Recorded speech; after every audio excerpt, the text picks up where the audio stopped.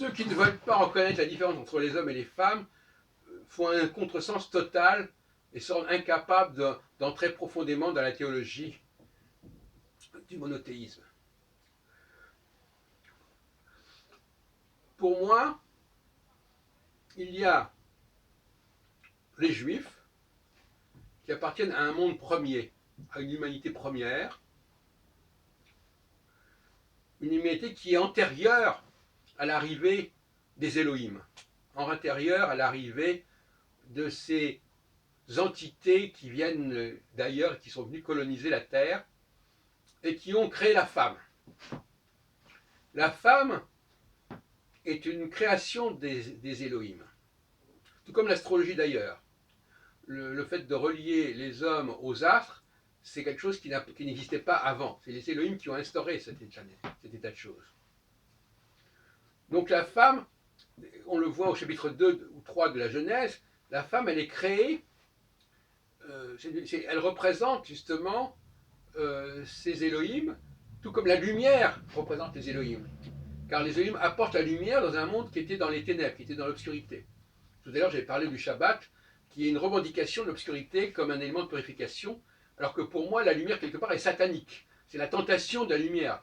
Et la tentation de la lumière, ça veut dire la tentation de la lecture. Et la lecture, c'est ce qui permet de se faire passer pour ce qu'on n'est pas. La lecture, c'est le nerf même de l'imposture. Quelqu'un qui va lire un texte, il est dans l'imposture, quelque part. Qu'il le lise. Voilà. Donc, effectivement, la femme, c'est l'autre, c'est celui qui est venu après, hein, alors que l'homme au départ est androgyne, il est venu après, on met fin à l'androgyna, et elle représente cela. Mais cela dit, elle est liée au jour.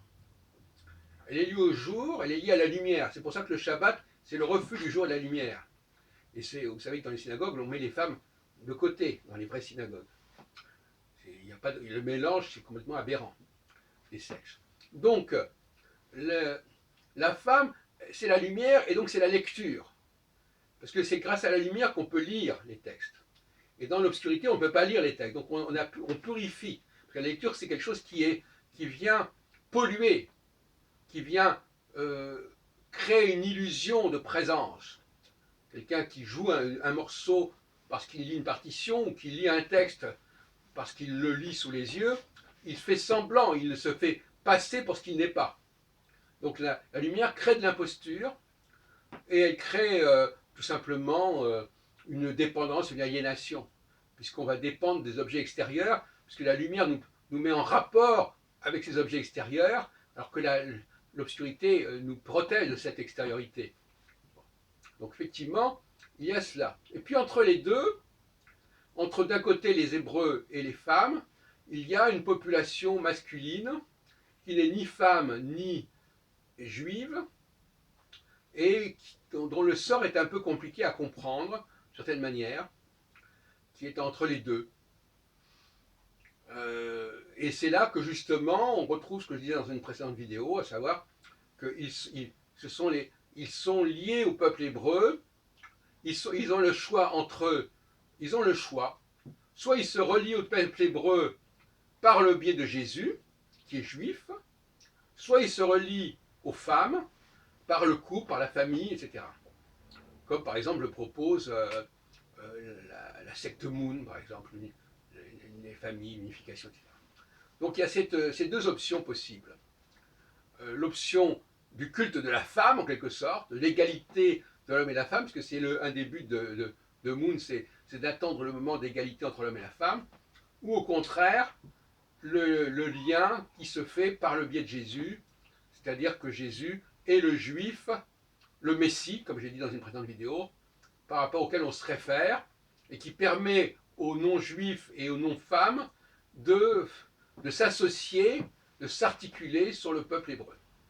Tout en respectant ce peuple hébreu, il ne s'agit pas du tout qu'il remplace le peuple hébreu, mais il le reconnaît, mais grâce à Jésus, dont il n'est pas nécessaire de faire un Dieu d'ailleurs, à mon avis, mais on peut en faire un Dieu. De toute façon, moi, j'ai rien contre l'idée de pouvoir faire des dieux. Je pense que les hommes sont capables de créer des dieux.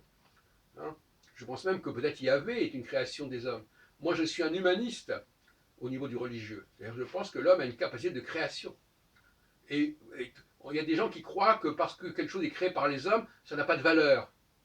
Je suis désolé, même pour moi, la création du monde peut être le fait des hommes.